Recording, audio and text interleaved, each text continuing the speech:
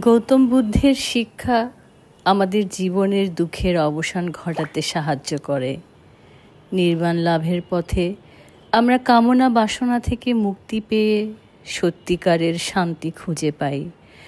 যখন আমরা বুদ্ধের বাণী অনুসরণ করি, তখন আমরা বুঝতে পারি যে সুখের সন্ধানে আমাদের একে অপরকে সাহায্য করা উচিত। যেমন একটি মোমবাতি অন্য মোমবাতি জ্বালাতে পারে, তেমনি আমাদের সুখের আলো অন্যদের মধ্যে ছড়িয়ে দিতে পারে।